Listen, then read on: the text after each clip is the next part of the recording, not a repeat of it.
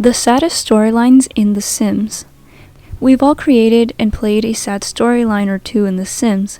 The widowed single parent, the evil stepmother story where your sim is mistreated by, well, an evil stepmother, and of course, we can't forget the infamous orphanage challenge where you play a household with one adult sim and, well, a bunch of orphans. Dramatic storylines are no stranger to the Sims series except The Sims 4. Some of the most dramatic storylines in the entire series comes from The Sims 2 in my opinion. The Sims 2 gave us Olive Spectre, who is believed to be a serial killer with a garden of her victims in her backyard, the disappearance of Bella Goth, and so much more. Today I'm going to be talking about some of the saddest stories in the Sims franchise in general. Number 1. Unborn Baby Monty. I've actually done a video on this one on my corruption series, and I'll link the video if you'd like a more in-depth view of the family and the story. Baby Monty is the unborn child of Olivia and Claudio Monty in The Sims 2. Olivia died while pregnant with her third child, leaving Claudio Monty in a miserable state. Olivia can be resurrected and will appear pregnant, but will never actually give birth. Her pregnant appearance is simply a mesh, and the player will have to have them not only regain their relationship, but have Olivia and Claudio try again for another baby in order to see what the original baby Monty would have looked like. Number 2. Nervous Subject.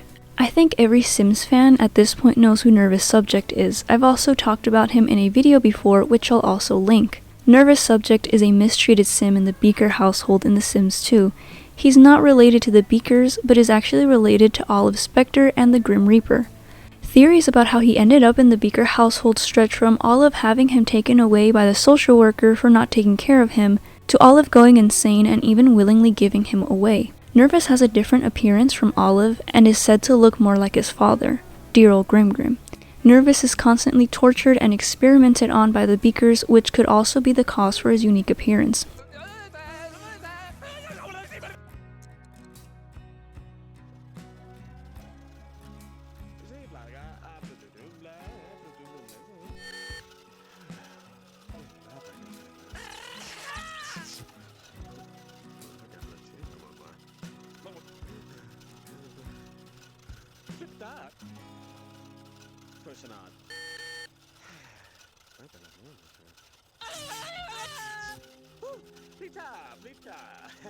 Poor Nervous Subject is kept in a basement/torture chamber in their home, and if you play any of the Sims 2 spin-offs, you know that his story doesn't end there.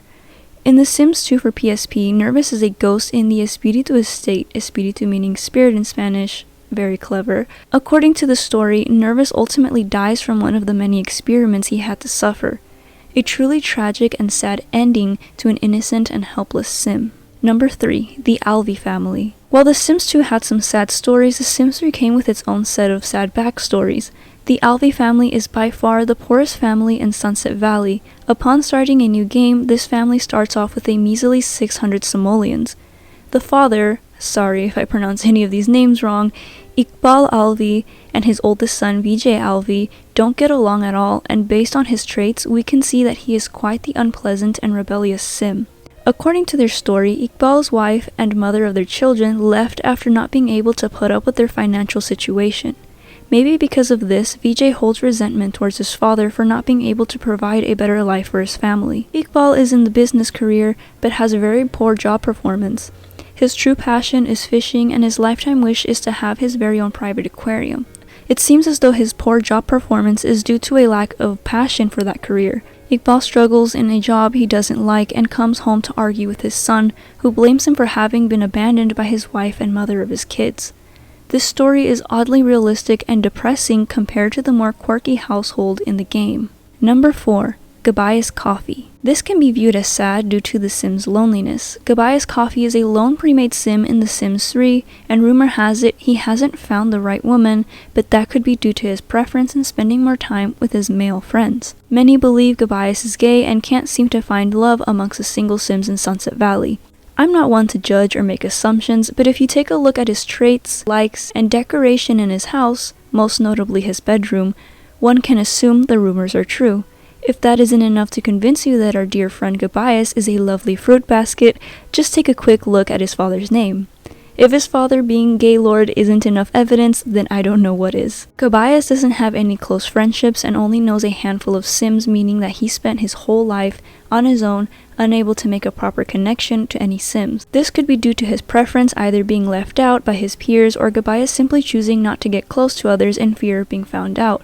Who really knows? I doubt the devs wanted to include homophobia in their game, but regardless, I think the loneliness of this sim is pretty sad. Number 5. Agnes Crumplebottom. Sims fans might know Miss Crumplebottom from prior Sims games, but the handbag-wielding Mrs. Crumplebottom from the original Sims and Sims 2 is different from the deceased Miss Crumplebottom from the Sims 2 that is buried in the Goth family graveyard and Lonely Widow from The Sims 3. In The Sims 3, Agnes lives in a mansion by a cliffside all by herself. Upon entering her lot, you can see a grave out in the front yard of a Sim who died by drowning. This Sim is Eric Darling, Agnes's deceased husband. Agnes wears all black as she is in mourning, and at first glance her house seems like any ordinary mansion except for one room. If you head upstairs and visit the room at the very end on the right, you will see an unfinished nursery. Agnes had hopes and dreams of having a child with the love of her life, but her dreams were cut short after the death of her husband on their honeymoon. The lonely nursery, which was supposed to hold what Agnes hoped would be her first baby boy, is now a half-finished memory of what could have been. To make matters worse, even if Agnes wanted to move on, her biography states that the ghost of her dead husband scares away any potential love interests. With all this, it's no wonder this sim grew cold and bitter as the years went on.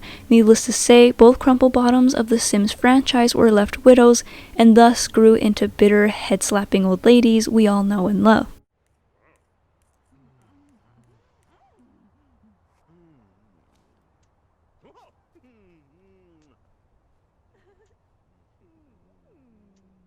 It's also quite sad to see that Agnes is related to Cornelia, and Cornelia got married, had her kids, and so on, while Agnes died a lonely widow with no children. This was quite a short video, but I hope you enjoyed. My Sims 2 Legacy series doesn't seem to have much interest, so depending on how well the second part goes, I may or may not continue it, but I definitely want to make more videos like this one. So if you know of any other sad stories in The Sims or anything you would like me to talk about, please comment that down below. And until next time, have a wonderful day.